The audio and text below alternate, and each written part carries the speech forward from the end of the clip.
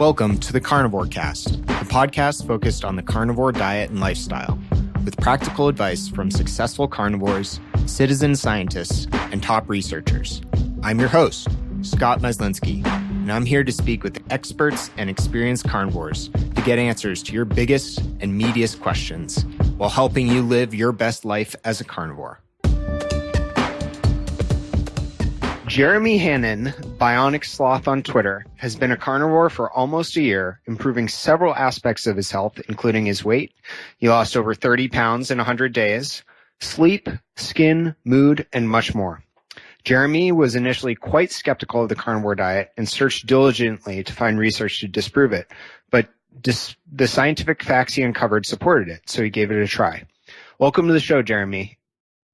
Thank you, Scott. I appreciate you having me, man. Absolutely. The pleasure is mine. So I guess what would probably be great to start with is a little bit about your background, who you are, and what you do.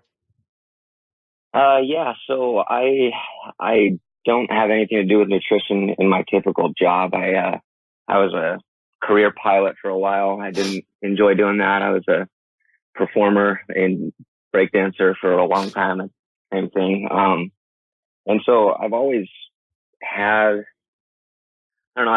an interest in human performance and the body. But I would never really thought that I could make money knowing about that kind of stuff. So I took other routes in my career. And, what I do now, I think has suited me uniquely to really kind of be prepared to understand the carnivore diet. What I mean by that is I was mentally primed to, try and figure out the system of what makes a carnivore diet work, because I definitely, when I started it sounded just as crazy to me as anyone else. I mean, I couldn't believe it. I was like, this has got to be the dumbest thing I've ever heard. And then I went into it and I tried it. And after 30 days, I very quickly realized that the problem wasn't the meat. It was my paradigm surrounding food. Like, it had to be reconstructed.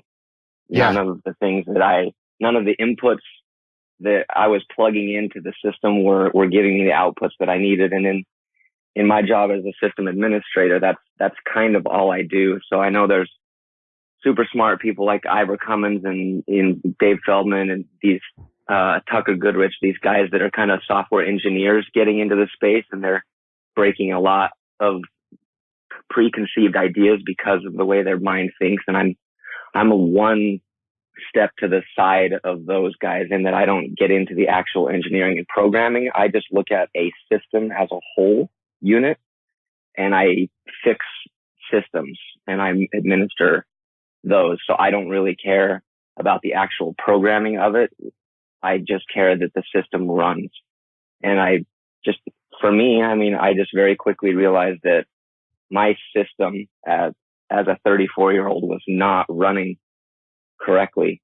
And the attempt to manipulate the levers how I had been taught wasn't really changing the outputs.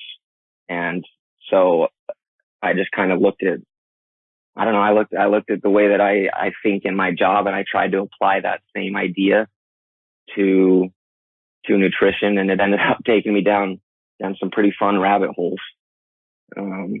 It just over time, kind of like everyone, I think everyone's experience is similar in that they end up having to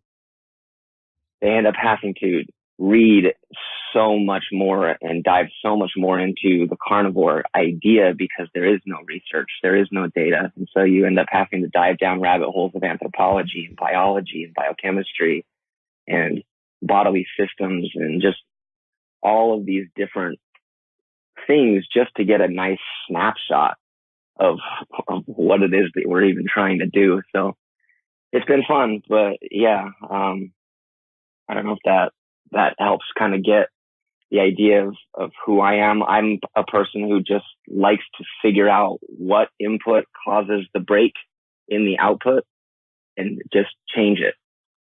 That's literally all I care about in my job is trying to figure out and say, I don't really care why. I'm less interested in the mechanism I'm just interested in the fact that every time you type, if this were a program instead of a body, viruses and things are caused by this very thing. You don't sanitize the input properly. And because you're not sanitizing that input properly, there is a codal break that can be leveraged by a hacker or someone else, and they can get into your system. So my focus in my job and career at the moment is simply that, is trying to button things up and tighten the system so that the inputs constantly generate the same outputs. And as soon as you start applying that paradigm to food, you get a very short list of inputs that are highly sanitized in this terrible example of mine. And you get other inputs that might have pieces that you need, but they're going to have to be converted and changed and manipulated. In the computer world, you see this with different computer languages and compiling times. There's differences in effectiveness of certain programming language because they take less time to function. So it's all a very kind of similar paradigm where when you don't know the ins and the outs completely, and you're not the guy who created the program itself, you're stuck with this troubleshooting mentality of saying, okay, I've got A or B. I'm going to choose A and see where that goes. Oh, A breaks things. Cool. So now I'm going to go with B because that breaks things. No. And you keep going down the path and you kind of just end up slowly narrowing things down. So the only reason I bring that up, and I don't know if that's helpful at all, but it kind of, in my mind, illustrates how my brain was already thinking when I found the carnivore diet. I was introduced to it by a friend through actually the Sean Baker podcast on Joe Rogan. I'd heard about it through Atkins and things. And I'd helped a couple of friends do bodybuilding competitions, and I, helped create their food diet. So I wasn't completely, estranged from the ideas of nutrition, but I didn't know I'd never dove into it. So yeah, I started, and 30 days after I started, I felt better than I'd ever felt. I'd resolved joint pain that had lasted 14 years. Since then, I've done more experimentation, and my allergies are now gone. I used to have hand and limb numbness when I would sit in normal, regular positions. That's gone. Inflammation, my eyesight's better. I used to get sun poisoning from the sun, which we could talk about, and that's also gone away. My gum bleeding has been something that I've dealt with for over 20 years. I have a fake implant tooth on the front, and that's caused me severe gum bleeding for the last, I got that when I was 16. So that's gone away. Better sleep. You could go down the list of everything has improved. And for me, the biggest reason, I don't know, I'm kind of talking too much here, but for me, one of the largest reasons why I've continued to pursue this and continued to study and continued to make sure that I'm doing it in a way that is sustainable and correct for me is the mental health benefits. I have never in my life, I have been through 5 different careers. I've never in my life had my brain function at the level of clarity that it currently does. And I think that that's overlooked by many and not talked about enough, that our brain is just an organ that needs these basal chemicals just like everything else. And when it doesn't get them, strange things can happen. So, yeah, sorry, I kind of went down a path there. No, that's awesome and really helpful context, Jeremy. And you touched on so many things I'd love to explore more. I think the systems engineering approach and smart engineers like yourself, Dave Feldman, Ivor Cummins, others, Ted Naiman, have really done a ton for this field in dissecting it in an unbiased and objective way. And I love the way that you describe the inputs and outputs.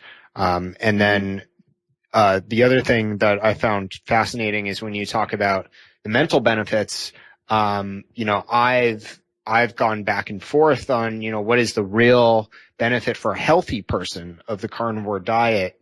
Someone who's at a good, healthy weight, metabolically healthy, decent gut health, etc. And I'm the same way. Shifting from a ketogenic diet to a carnivore diet, it's like night and day. The energy and clarity and focus I have, it's unprecedented. And I think, seeing some of the talks at the recent Boulder Carnivore Conference and just listening to more podcasts from folks like Georgia Eid and Amber and Amber O'Hearn and other folks who really focus on the mental side, so fascinating to me. How different nutrients and different pathways can be not only aided by ketogenic diet and ketogenic metabolism, but inhibited by certain plant compounds and things like that. And I'm curious because you say that one thing you brought up is you helped construct diets for bodybuilding friends, which is really interesting. I'm curious, one, how you got into that, and two, I've just seen I feel like when I'm going into the bowels of Instagram looking at fitness celebrities, sometimes I see, Bionic Sloth Jeremy follows so-and-so. So I'm curious, just because, it's uncommon for people to overlap, the quote unquote evidence-based fitness crowd who are into, a certain type of lifting and, a lot of them say, eat mostly whole foods, but you have to count macros, you need carbs for energy, et cetera, et cetera. How do you kind of reconcile those two worlds? So I guess if you could start with how you came about constructing bodybuilding diets and then the second part of that question. Yeah, I mean, it just kind of happened. There wasn't really anything that was inside of me that said I wanted to go do it. The person that I was with at the time wanted to enter a competition for female physique. And then my best friend at the same time was entering the male side of more of a bodybuilding thing. And so I just kind of got involved in what they were doing. And because I was with the person, obviously I was largely responsible for cooking all the meals and doing all the things. And I just kind of was trying to be as helpful as I can in those realms and figuring out, like, as I've kind of patterned how I think about things to you with my systems brain, is I'm kind of just looking at it from a standpoint of, okay, you can get, so I don't know the best way to explain this. What that experience taught me, being directly involved with someone training for a bodybuilding competition, like, day in, day out, you see their mood, you see their body change as you're manipulating macros. You do get a very nice picture that, hey, there's a lot of things that can work to make you look a certain way. So I feel like there's a lot of, I don't know if it's confusion, but it's definitely not being explained in a way to the masses that people are understanding that you can look really good and feel really crappy. Those two things, those two items do exist in the same space and time, like in an individual. Because the people that I was working with and the people that I was talking with, all of them, to some extent or another, and there was definitely a sliding scale there. Some people felt great, some people didn't. But as they got leaner, as they got closer to the show time, you were starting to restrict carbohydrates more and more. There was definitely a sentiment that people didn't really understand the value of a fat. It was kind of just, well, fats are energy and we need to make sure that we don't have a lot of them. But all of the food that was being prepared at the time was typical, turkey, lean turkeys, lean chicken, broccoli, whole grain Ezekiel bread. These were kind of the tools that were being used to manipulate body composition. And what I noticed by being a part of that is just simply that didn't necessarily equate to the happiness that I have experienced on a carnivorous diet. The mental health benefits were not there, even though they looked phenomenal. And, they ended up winning the competition in their own weight categories and things. So, they looked great. And I got that paradigm, and that really messed me up a little bit. I was like, wait a second, this is everybody's goal. Everybody's goal is to look like these people, these bodybuilders, because they do look phenomenal. But as they were getting to look that way, I just noticed that they weren't happy. And so for me, that was kind of a light bulb moment when I started to feel the mental benefits from being on a zero carb carnivorous diet. I couldn't, it was a very, very interesting juxtaposition there for me to see those two things. So I knew that one was not quite the same, that looking good is not health. That was kind of when that delineation happened for me, that, it doesn't necessarily mean you're healthy just because you look great. And, so yeah, I just started playing with all sorts of diets, and I struggled just like everybody. I was on a sad diet. I couldn't lose the little fat package that I got ever since I was 19. Just appeared out of nowhere, and then all of a sudden it was that spare tire was there forever.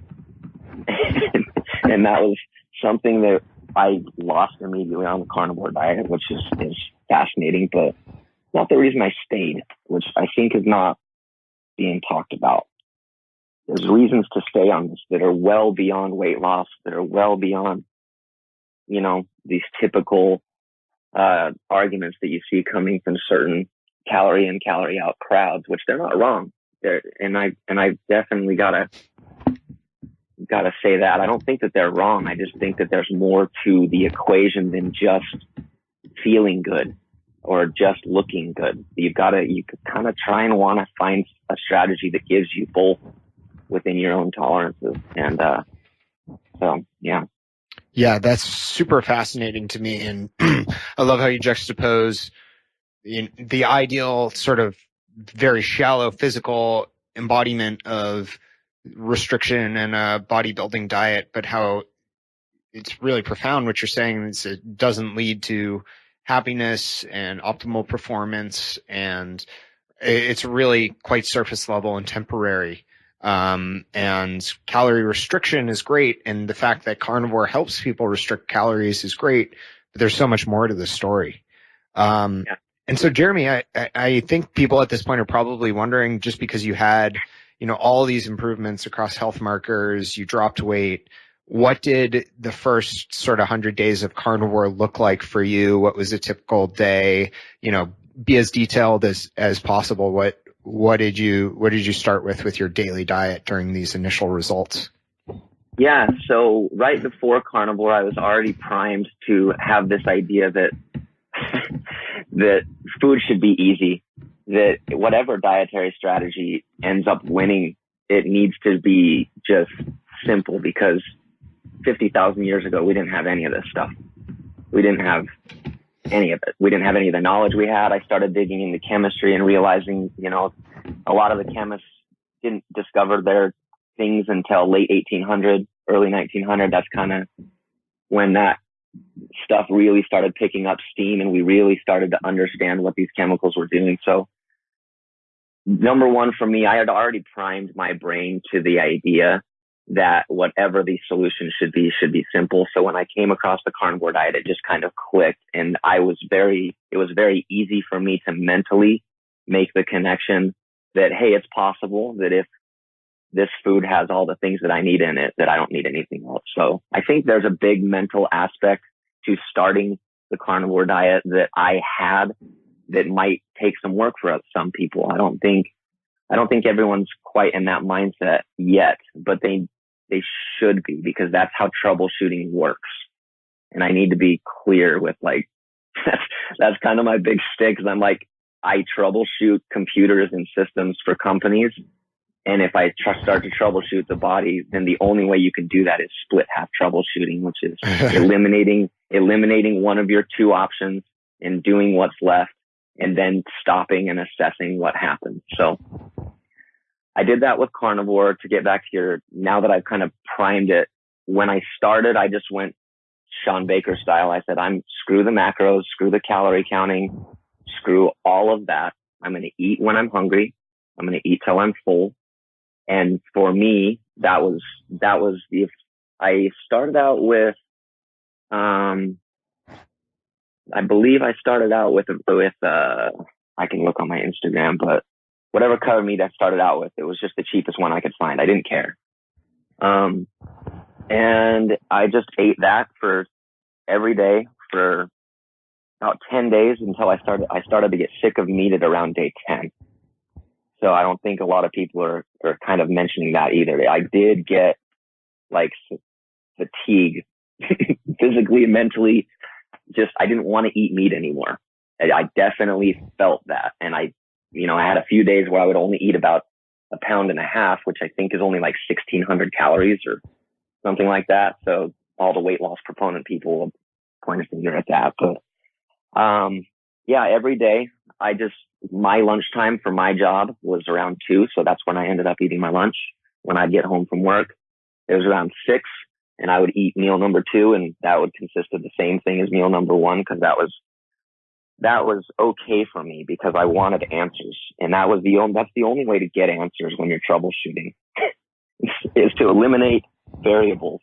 Yeah. And, so I took that at heart. I listened to Sean Baker and I said, hey, this guy hasn't died in a year. Every single thing that I've been taught about red meat tells me that he should be dead. And for me, hearing that was more than just like oh, that's interesting. It was holy crap, the paradigm is wrong. It's like, oh my gosh, the way that we're putting the inputs in to the box, the way that we've constructed the box it's not right. Because if it were right, these inputs would be creating cancerous outputs and gout and all of these other things that do get thrown at meat as the root cause when we realize when it's not. So yeah, my typical day was standard Sean Baker style. It's just water, heavy salt, and meat. It wasn't anything glamorous. I totally got fatigued after about day 10.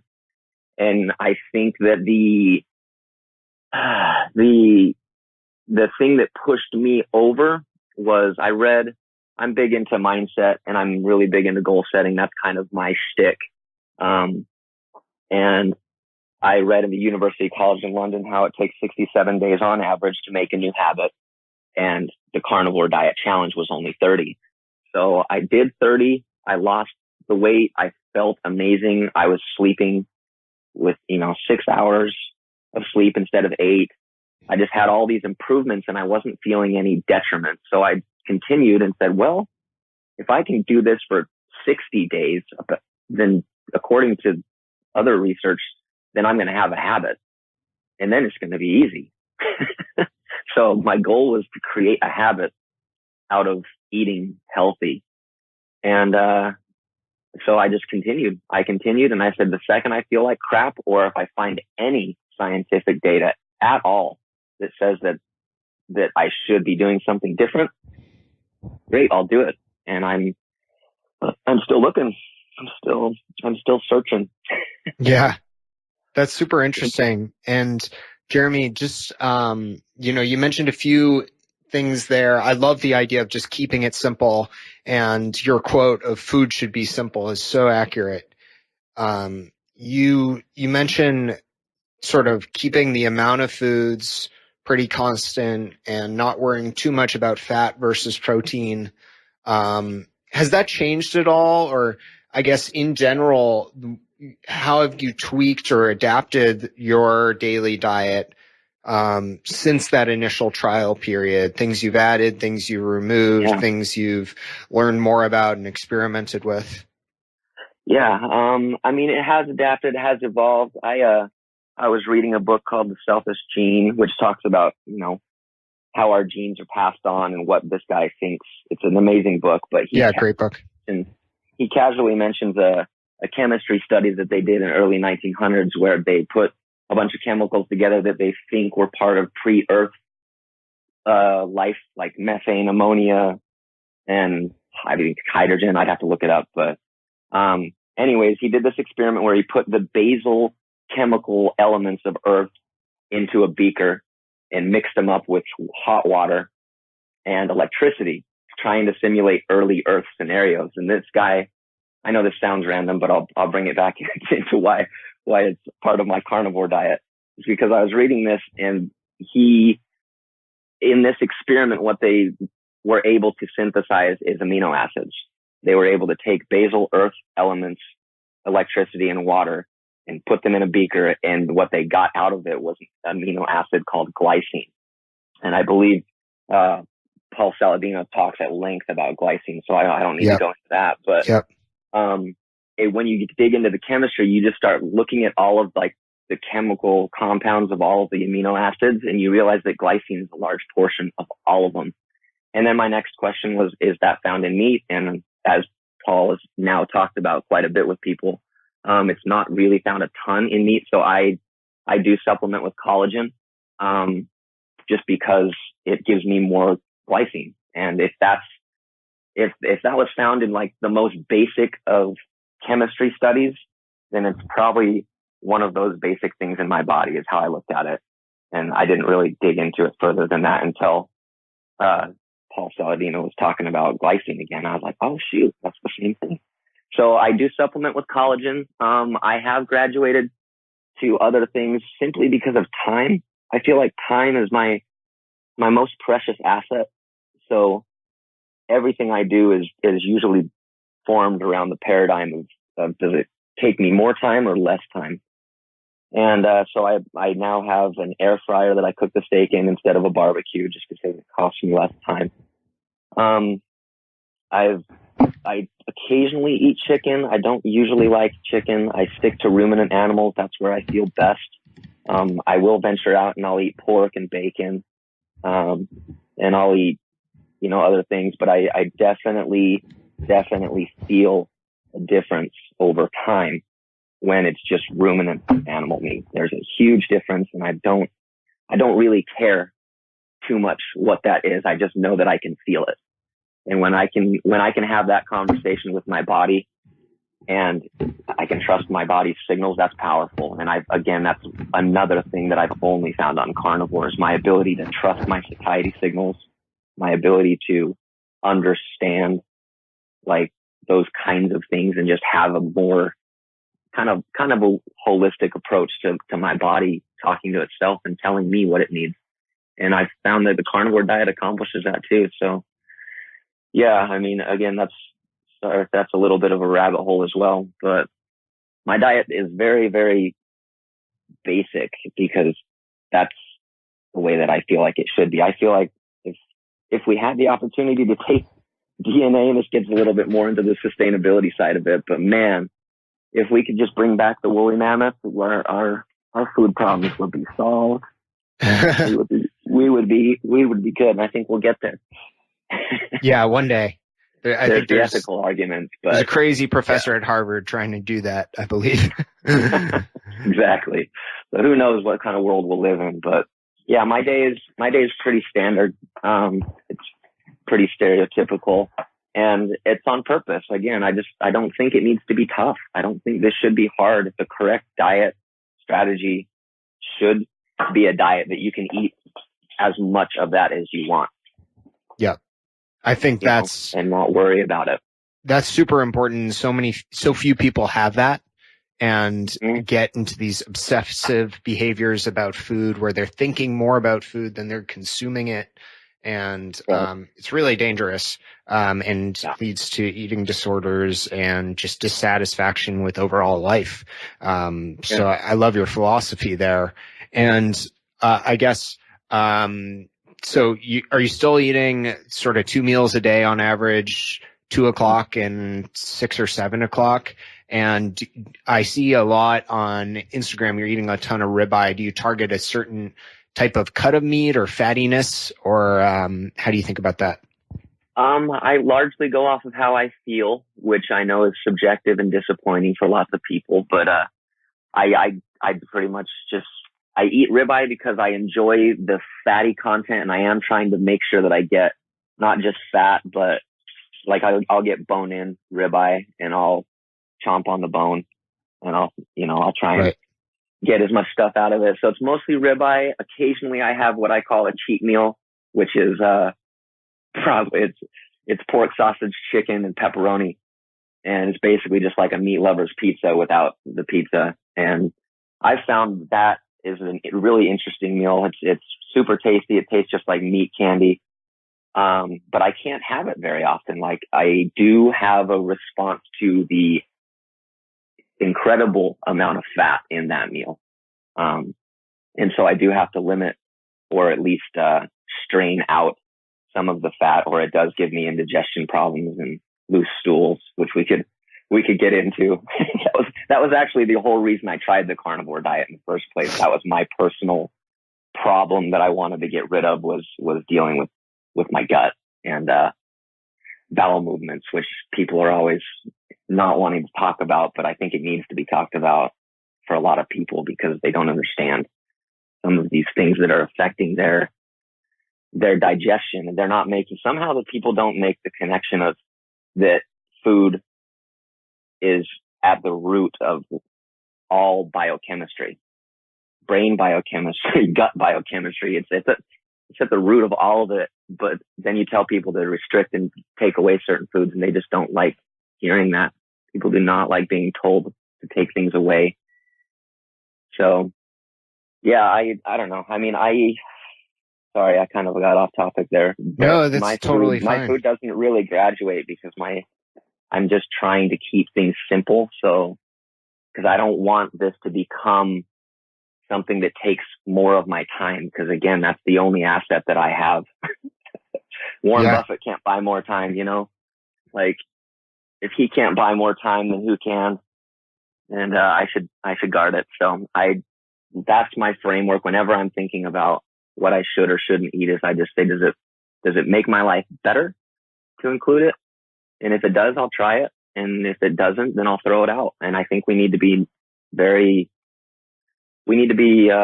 non-dogmatic about all of this stuff. I mean, it's so important to be able to trust your body and to personalize these concepts. But yeah.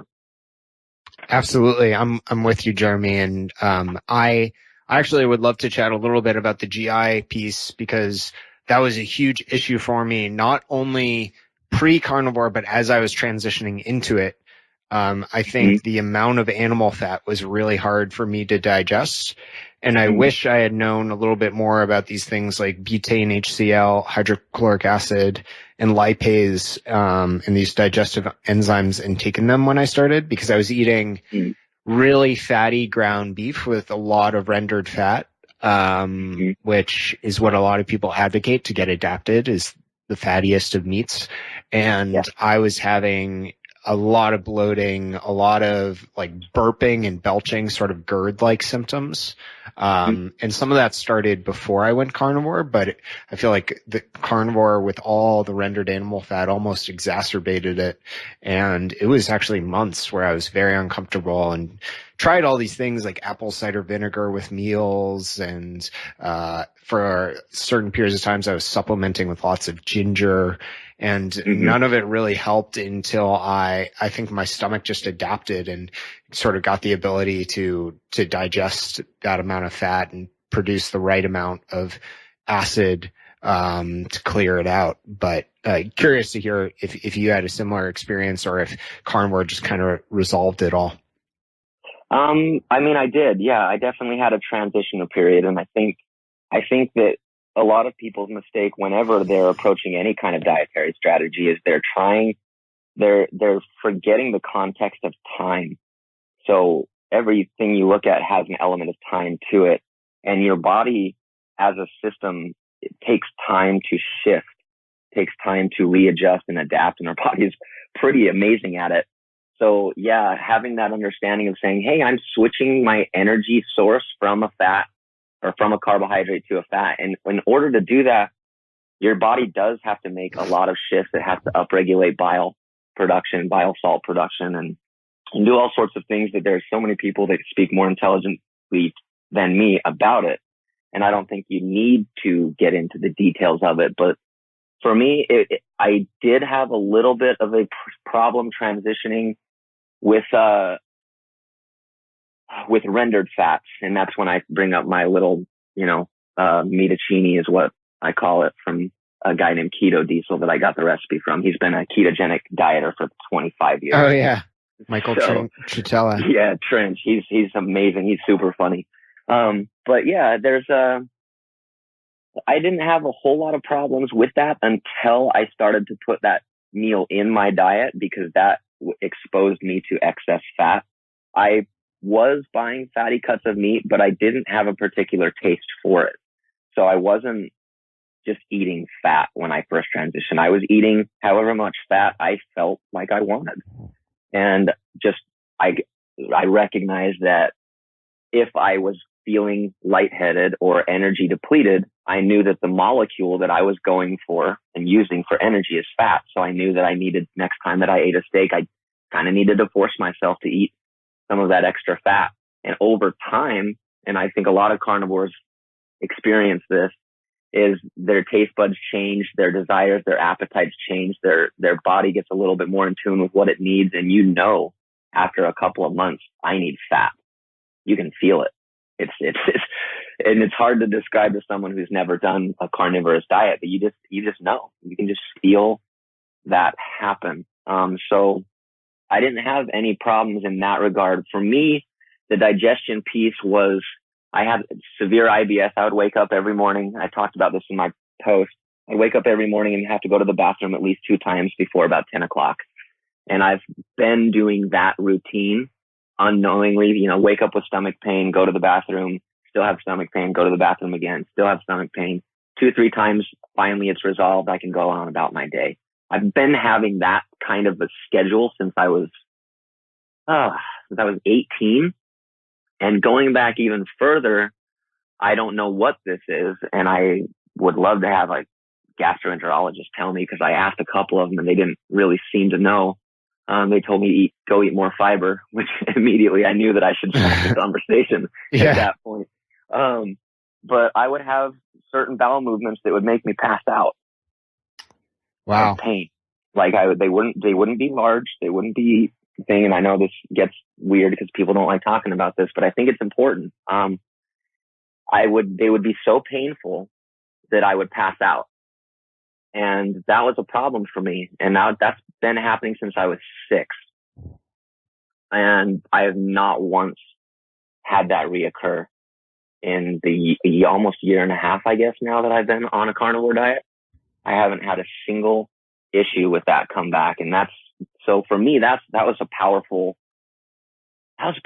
for me, man, to know, just to make the connection that even though it sounds stupid, that food is causing my gut distress, and that it could be potentially vegetables. It could potentially be seed oils. It could be potentially a lot of things, but it's not meat. And that was a big mental, like, wow moment for me, because that was something I've been dealing with since I was 6, and it was gone in 3 days.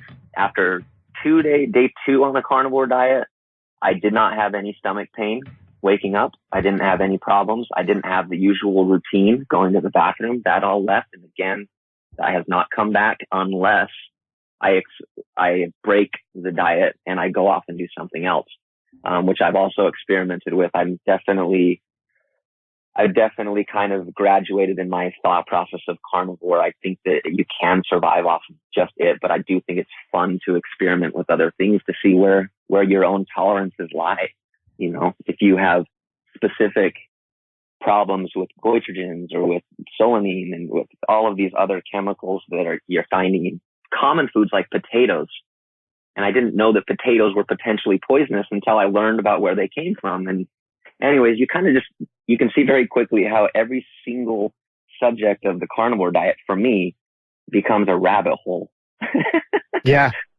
Really quick. Like within 0.2, I'm talking to someone about solanine and they're just looking at me like I'm crazy. And I'm like, oh yeah, I did it again. I dove down this carnivore diet rabbit hole to explain to you that potatoes potentially for some people might be problematic.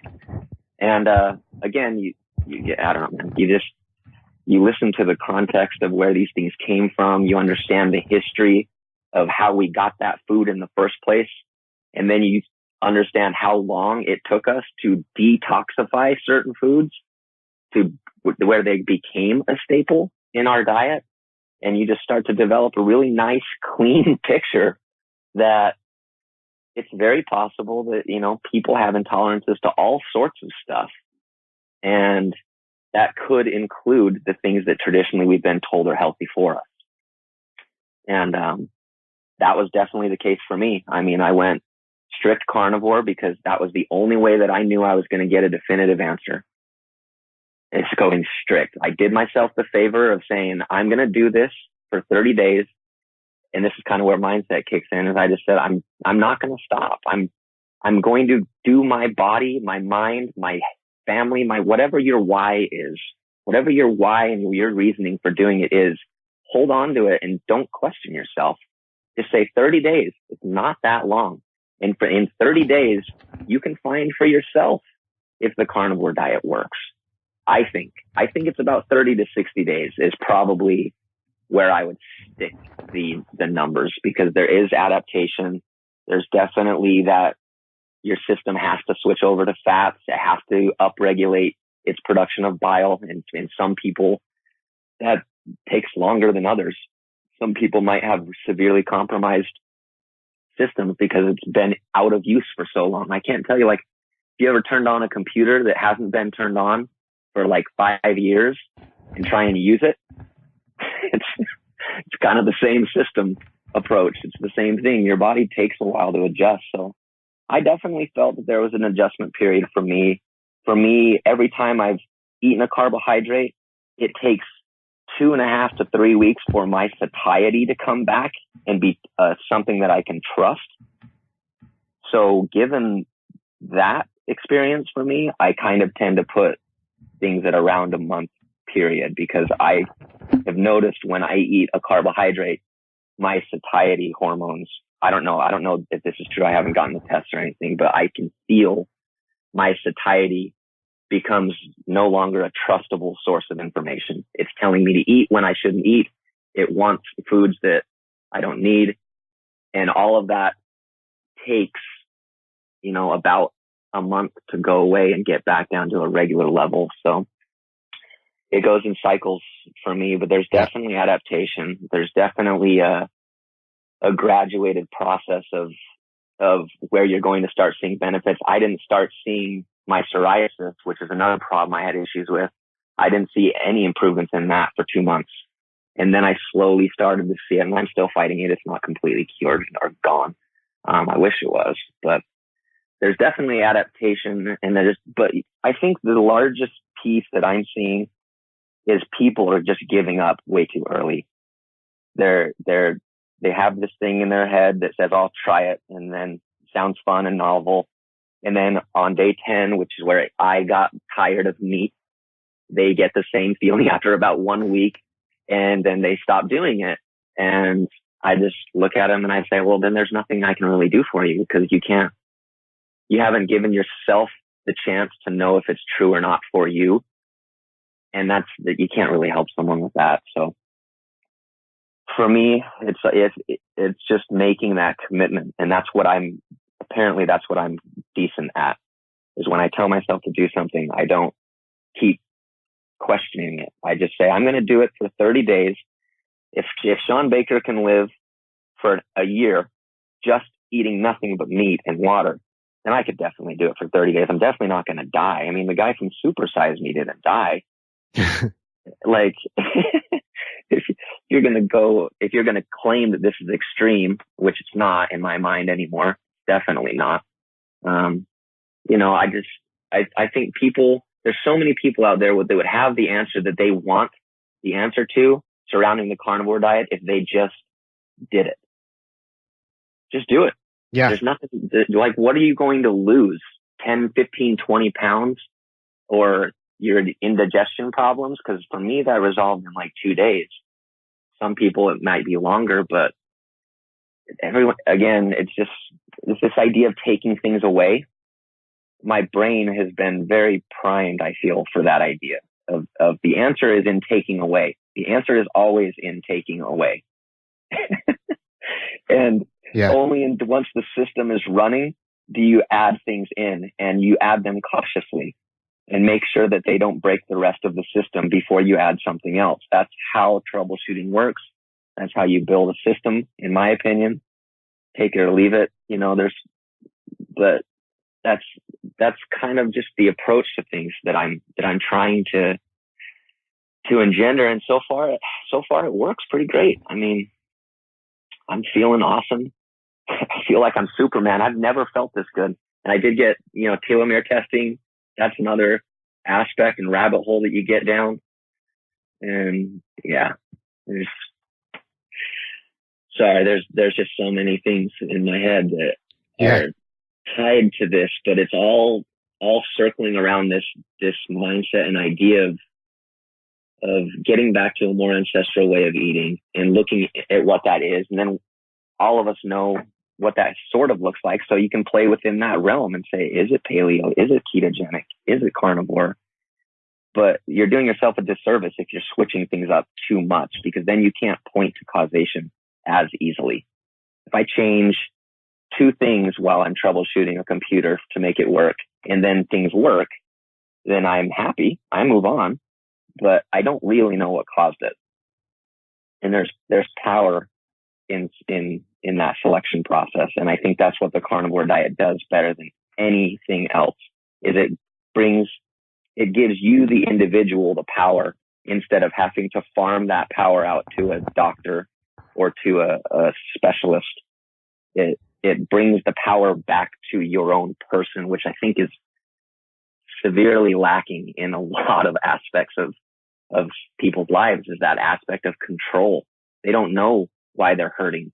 They don't know what's going on. And it's, in my opinion, at this point, it's probably because of seed oils, but it's mostly just because they don't understand how the levers work. They don't understand that if they eat that food, it's going to do this. And I think that's just a huge disservice to everybody. So. Absolutely. I love, Jeremy, your fascination with it and your natural curiosity, because I feel the same way. And this aspect of time you keep returning to, and the need to be dedicated to trying something and experimenting with it. I was just remarking today to a friend that it's amazing how resilient our bodies are to be eating, just flooding it internally with absolute crap for decades. And then people will try a diet for 2 months and say, why am I not completely better? Right. And some of these things just really take time to heal. And it sounds kind of woo-woo, but if you think about it very logically, if you've been putting in this bad input for so much time, it's going to take a while for the system to fix itself, to use some of your language. Yeah, it absolutely does. And Jeremy, I'm curious, you talked about your breakdancing and exercise. First of all, how'd you get into breakdancing? And then what does your exercise routine look like now? Well, first if anyone else listens to this who does breakdance, it's called break-in, not breakdancing. Oh, okay. Thank you. There's a big thing in that culture that breakdancing was the commercial word that was created. So purists, say that I would rather that it's not called that, because we didn't make that up. That's people stole it from us and tried to make money. But anyways, I've been a b-boy for almost a large majority of my life. I got into it when I was 16. I always just thought it was cool. I thought breakdancing was the coolest possible thing you could do with your body. I mean, I just looked at it and said, is there anything cooler that I can do without an apparatus involved? And I was just like, no, it's breaking. So I always thought it was great. I didn't know how to learn it. I didn't understand. There wasn't the internet. There wasn't anything. I had to go to a Blockbuster Video that was 15 miles from my house to get the single copy of a movie called Beat Street, which had a 2-minute scene of people doing some windmills and rocksteady crews in there. But I won't get down that. Anyway, yeah, I got into it. I found a guy who taught, and it was just a rocket ship from there. I was like, this is what I love doing, expressing myself in a physical form. And I just fell in love with it from that point on. I was 16, and so I started teaching it, started doing performances, shows, backup dancers type gigs and all those kinds of things. And then over time, I just kind of got older and realized that my body wasn't able to do those things as willingly as it used to. And so I kind of had to slow down, and, life takes you in other directions as well. But with this carnivore diet, all the joint pain that I had associated with my career in breakdancing, that was one of those things that left that I wasn't expecting. So when my joint pain was gone, all of a sudden me doing, practicing something like head spins, which typically would put a lot of pressure on my neck and on my joints, I didn't feel the pain anymore. And so I was able to go back and start practicing that again. And, so yeah, I'm pretty terrible at, documenting. I'm trying to get better at it, but my goal is to get those head spins, not just back, but better than they were, and, move on to a couple of other moves that I've got down the pipeline once I get that one down. But yeah, breaking's always been a passion. It's always been a love of mine. It will always be. Everyone's going to see it in the 2014 Olympics, which should present some exposure to it. That's awesome. But I just love it. And I feel like the human body is so dynamic, and I feel, again, kind of going back to this system mentality, I want my joints to move every day in the way in which they're built. So if my shoulder joint can move 360 degrees, I need to move it 360 degrees to a point where I feel like it's limber. I feel like it's a usable joint. And me sitting in an office chair 24 hours a day or whatever because of our jobs, that's not conducive to that either. So breaking does fill that role for me, as well as we need to get out and we need to move our bodies. And, I'm stoked that I can get back into it now. Because I changed my diet. It's such a weird thing, but yeah. So breaking's always been my passion. It always will be. I'm hopefully going to be that guy when I'm 60 that can hold a handstand for 10 minutes and can spin on his head. I think that would be a pretty cool 60-year-old. Yeah. Walking around. So. And Jeremy, do you pay attention to electrolytes at all? Both around exercise and just in general? Do you just sort of salt your food to taste? Potassium, magnesium? What's your view on that? Yeah, I use Redmond's Real Salt, and I just salt to taste. For me, that taste is pretty heavy.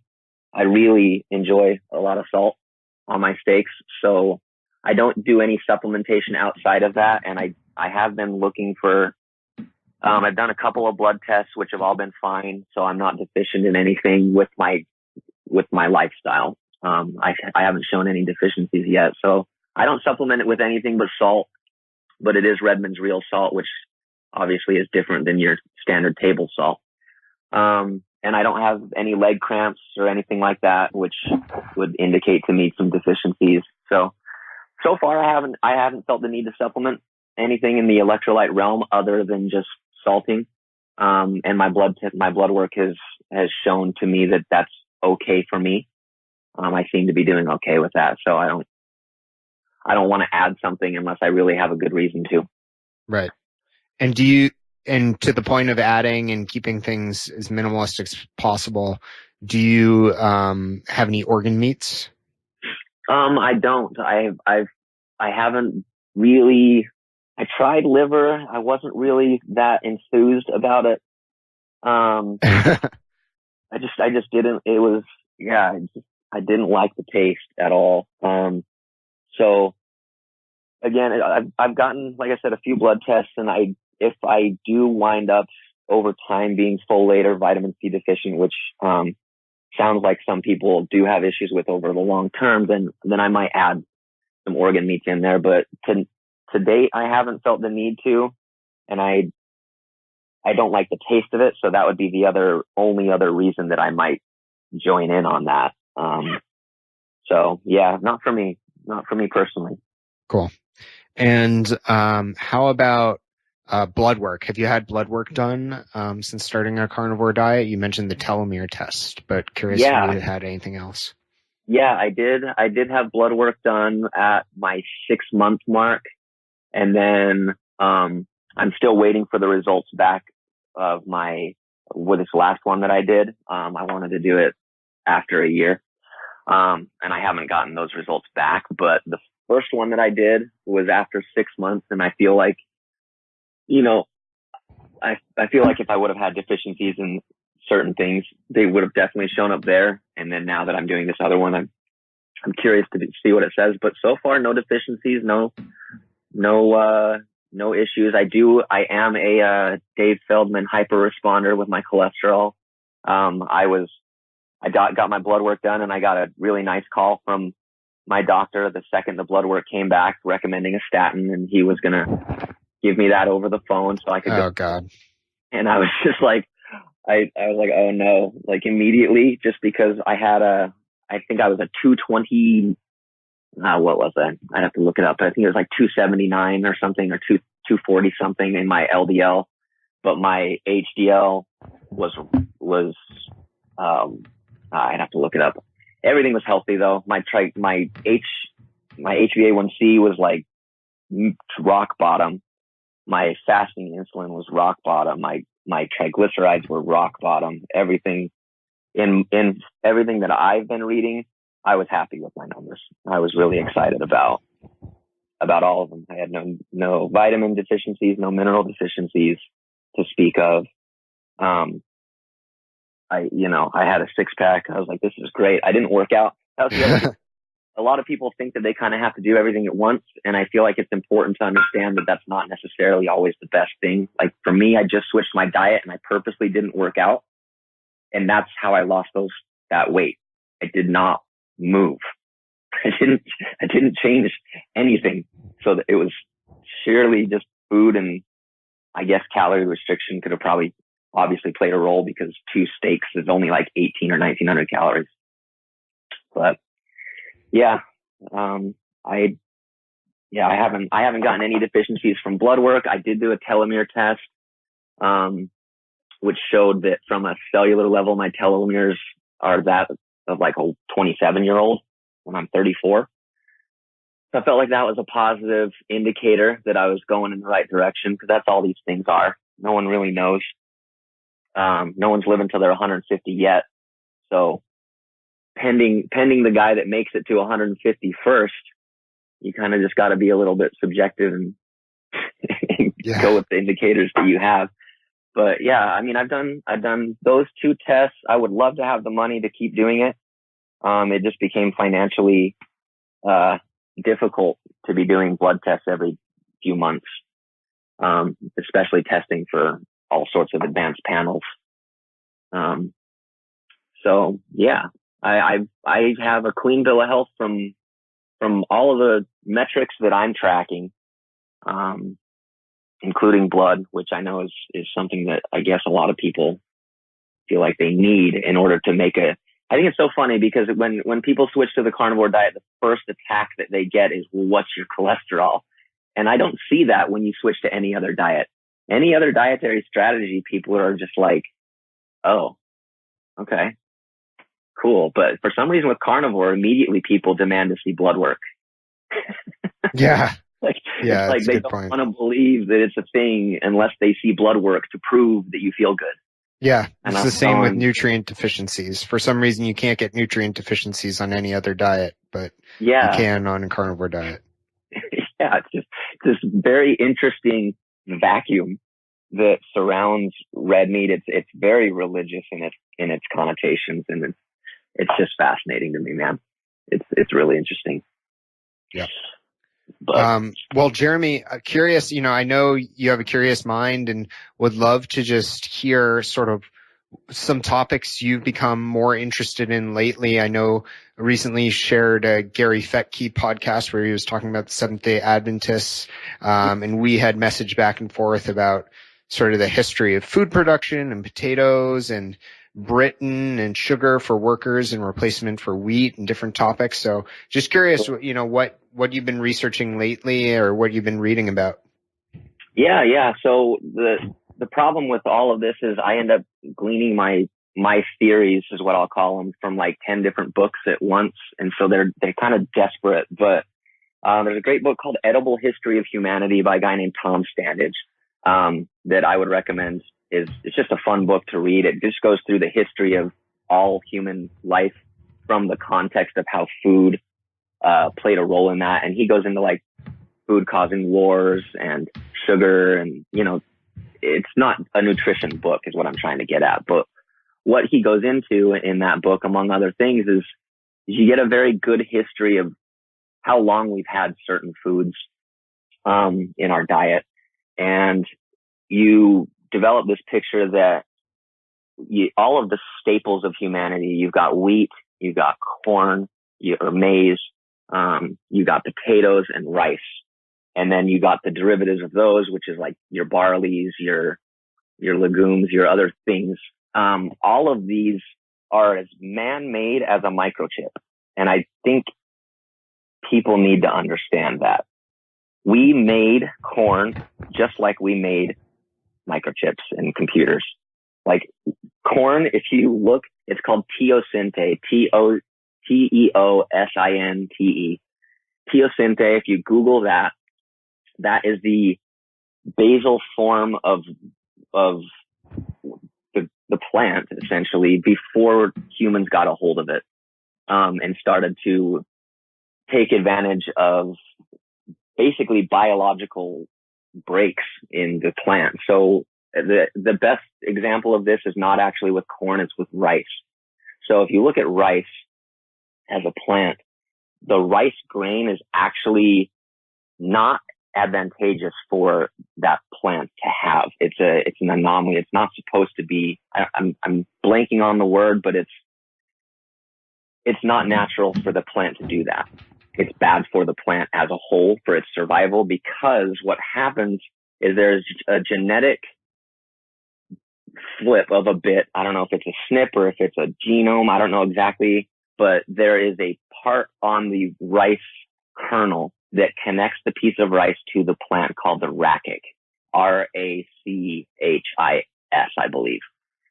Don't even know if I'm pronouncing it right. That's why I spelled it. But this thing, this rachic, which we don't have to get into what it is, but its function is to break off and allow the grain to fall from the plant. That's its job. It's supposed to be brittle. It's supposed to break. And then that seed, which is rice, is supposed to break off and continue being a seed, right? Do what plants do best. Live. Be that survival machine and keep it working. So in rice, what they started to notice is that occasionally you would get a plant where you would get a little bit of a kernel coming off of it. And that is because the rachic of that particular kernel had a genetic difference in it that allowed it to be more sturdy and doesn't break as easy. So that allows the grain to stay there longer and take up more nutrition and more starch and collect things more. So again, this is not advantageous for the plant as a whole, but it's highly advantageous for the human, because that is stored sunlight that they can now take advantage of. So opportunistically, farmers would, obviously plant the ones that produced more of these hard rachic rice kernels than the rest of them. And over time, you end up getting nothing but these plants that produce rice. So rice is not nature. Nature didn't really make rice. Humans made rice. Right. And you find that similar story with potatoes. Potatoes started in the Andean mountains, like in what's now Peru and upper Bolivia. And they used to, all potatoes across the entire planet came from these guys.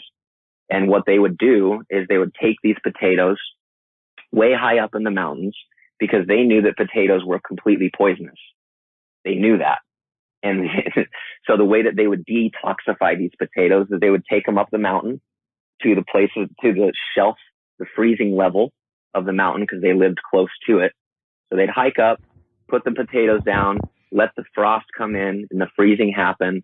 And then they would bring those potatoes back down to their camp or their city. And they have a process that you can look into that's pretty interesting, where they press them or they'd stomp on them or they do certain things. And what that would do is the cold crystals would break at a cellular level the skin and the outer parts of the potato, which is where most of the solanine and the glucosanoids are stored, and other toxins for that matter. So it would break it would break the cell. These toxins would spill out of the potato, and then they would continue to do that process over and over, freezing the potato, bringing it back down, smashing it, freezing the potato over and over until they ended up with a product that was toxic enough to not hurt us. And then Columbus happened, and he discovered the New World and brought potatoes back to Europe. And that's kind of where it started to spread. But it started from these guys that knew that this food stuff was poisonous in its natural form. So they would take it up, detoxify it, bring it back, and then they would, there's thousands of different strands of potatoes, and they all came from this same group of people. Like, they figured out potatoes, but that doesn't necessarily mean, as you know, a lot of people in this movement have been starting to talk about, and that's kind of the whole carnivore hypothesis, is that doesn't mean it's good for you. Just because you can eat it does not equate to it's good for you. So yeah, so that's the history of the potato, is kind of from the Andean mountains. Then it gets introduced to Christopher Columbus when he discovers, quote unquote, the Americas, brings it back to Europe. They start using it. And it's funny too, with a potato in particular, tomatoes, I think, have this same fate. You see this interesting dynamic, where people don't accept it as a foodstuff for like another 100 years. People didn't really start eating potatoes. I think I might be wrong by a couple of years, but I think it was like at least 100, if not more years after Columbus first brought it back. They didn't know what to do with it.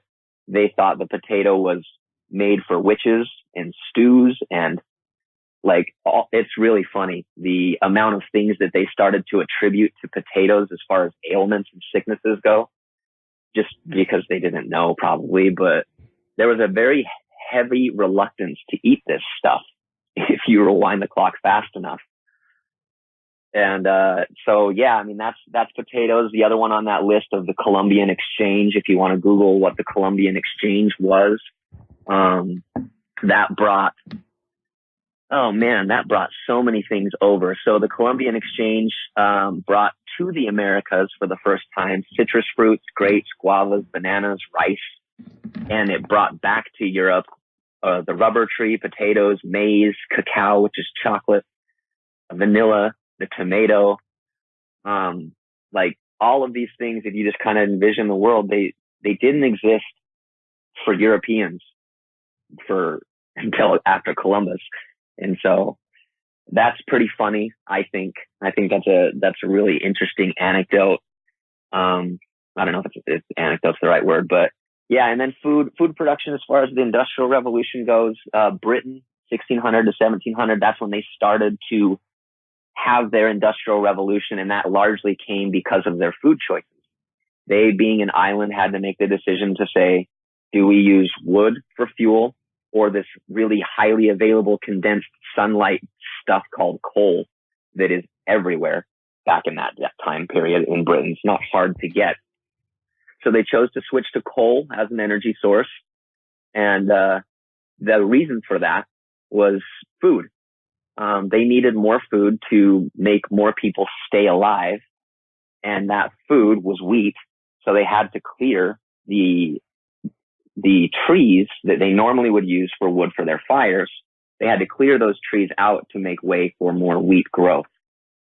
And when they did that, as in all economies, the price of wood shot up. The price of coal relative to wood was now down, but coal also provided other things, like manufacturing of steel became cheaper because now you can burn a fire for hotter for longer. And that engendered things like the steel mill and the cotton gin, and all these other machines that we were later able to build were caused because coal was super condensed sunlight and trees were slightly condensed sunlight. So we were able to extract more energy from it. And if you look at energy from like a sunlight kind of paradigm, like I just painted, then you start to look at sugar and how it made its way into things. And during the Industrial Revolution of Britain, they started importing large quantities of sugar to the tune of about 60% of a British person's diet at the time came from sugar. Because sugar, I wanted to see if I could find the the actual quote, just showing how much. Yeah. So 1 acre of sugar produces as many calories. 1 acre of sugar produces as many calories as 9 to 12 acres of wheat. So wow. Imported sugar provided a huge caloric benefit. So to provide that, let's see, there's imported sugar providing a caloric equivalent of about 1.3 million ghost acres of wheat farming. So from an energy standpoint, like, carbs keep you alive till tomorrow. That's what they do. That's their job. Yeah. And they've done that very well. That's why they're a survival food. And that's why they're definitely like a subpar food stuff. But sugar began to be imported into Britain, and they started this whole idea of, hey, instead of us producing our own food, why don't we ship it in from somewhere else? And sugar was the largest caloric benefit food item that they could get their hands on from India. And so that's kind of what started sugar's breakout into kind of everything.